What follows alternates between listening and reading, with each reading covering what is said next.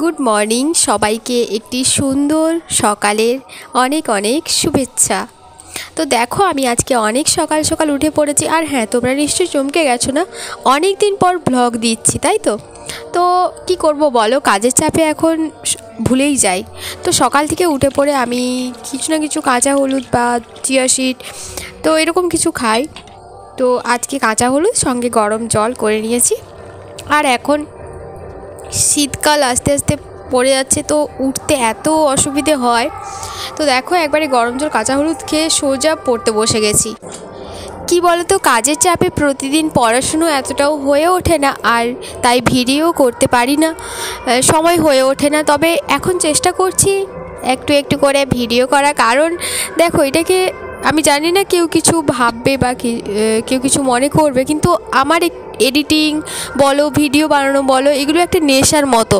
আগে তো ভীষণ পরিমাণে করতাম, তবে এখন কাজের চাপে একটা ভালো নিজের ভবিষ্যৎ গড়ে তোলার জন্য এগুলো প্রায় ভুলেই গেছি।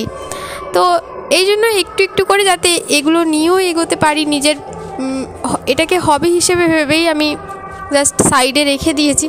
তো বেশি কথা না বাড়িয়ে চলো আমার সারাদিনের কাজ দেখতে থাকো। সারাদিনের কাজ বলবো না, সারাদিনে ভিডিও করতে পারিনি, যতটা সম্ভব ক্লিপ নেওয়ার চেষ্টা করেছি।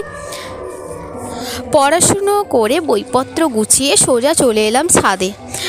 দেখতেই পেলে তোমরা, ঝাঁটা হাতে ঝাঁটাতে লেগে পড়েছে মেয়েটা।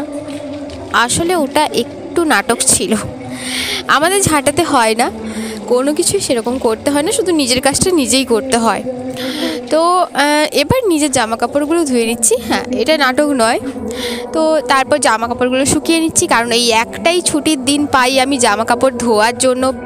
পুরো সপ্তাহে 6টা দিন সমস্ত কিছু গুছিয়ে গুছিয়ে রেখে জমা করে একেবারে রবিবার বা কোনো যদি সেরকম ছুটি থাকে তো ওই দিন ধুয়ে নিই। তো কাপড় টাপড় ধুয়ে এবার সোজা চলে গেলাম স্নানে, কারণ আজকে নিজের রান্নাটা নিজেই করতে হবে। হ্যাঁ, আমি প্রতিদিন নিজের রান্না নিজে করি না, বেশ মালিক যে আছে আমার, উনি রান্না করে দেন। কিন্তু উনি আজকে খুবই অসুস্থ। আজকে নয়, কয়েকদিন যাবত উনি খুবই অসুস্থ, যার জন্য আমাকেই রান্নাবান্না করতে হচ্ছে। হ্যাঁ, স্নান করে একটু খিদে পেয়ে গেছিলো, যার জন্য কেক ছিল, কেক খেয়ে নিলাম। তারপর এবার রান্না। এই দেখো কত কিছু রান্না করে ফেলেছি আজকে। হ্যাঁ, আমার রান্না এতটাও কষ্ট নয়, আমি খুব কমই তরকারি রান্না করি। এমনি ডাল ভাত ভাজা ভুজি দিয়ে আমার চলে যায়।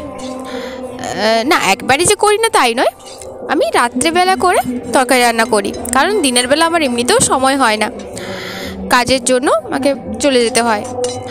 তো দেখো, আজকে আমার লাঞ্চে রয়েছে ডাল, রয়েছে সঙ্গে রয়েছে বেসন ভাজা আর ডিম সেদ্ধ করে ভাজা।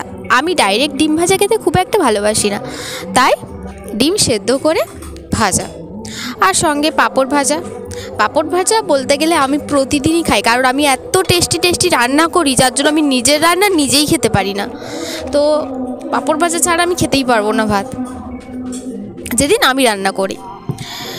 তো চলো, আর সঙ্গে তো লেবু রয়েছে, কারণ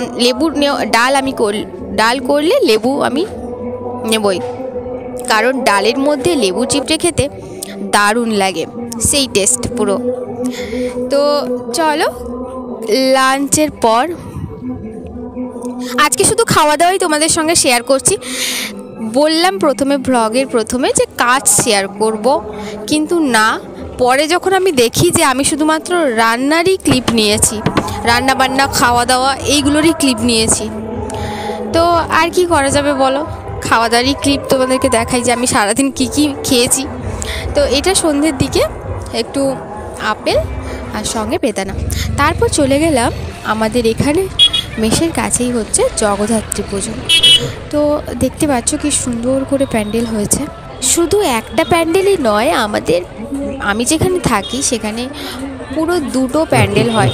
আচ্ছা, তোমরা যদি আশেপাশে কেউ যদি আমার এই ব্লগটা দেখে থাকো বা এই প্যান্ডেলগুলো দেখো, তাহলে নিশ্চয়ই বুঝতেই পেরে যাবে আমি কোথায় থাকি, কারণ আমি বেসিক্যালি মেদিনীপুরের মধ্যে থাকি। এবার মেদিনীপুরের মধ্যে এখানটা হচ্ছে ফেমাস জগদ্ধাত্রী পুজো। সবচেয়ে বড় করে পুজো হয়। তবে এবার দেখছি যেখানে সবচেয়ে ভালো প্যান্ডেল হয় সেখানে খুব ভালো হয়েছে, যথেষ্ট ভালো হয়েছে, কিন্তু আরও হয়তো ভালো হতো, কিছু কারণবশত ভালো হয়নি, মানে এতটা ভালো করতে পারেনি। তবে যা হয়েছে দারুণ হয়েছে। আর প্রতিমাটা তো মানে অসাধারণ বলতে গেলে, এত বড় জগদ্ধাত্রী প্রতিমা, আর প্রতিমা মায়ের মুখটা দেখলেই যেন মনটা শান্তি হয়ে যায়। প্যান্ডেল দেখে মায়ের প্রসাদ খেয়ে সোজা চলে এলাম নিজের গন্তব্যস্থলে। তো এসেই একটু, যেহেতু রাতের খাবার খেয়ে এসেছি তো আর রাতের ঝামেলা নেই, প্রোটিনেক্স খেয়ে নিলাম, যেটা আমি প্রায় মাঝে সাথেই খাই। তো এই হলো আমার আজকে সারাদিনের খাওয়া দাওয়া। চলো আজকের মতো টাটা, বাই বাই, ফিরে আসছি নতুন একটা ব্লগ।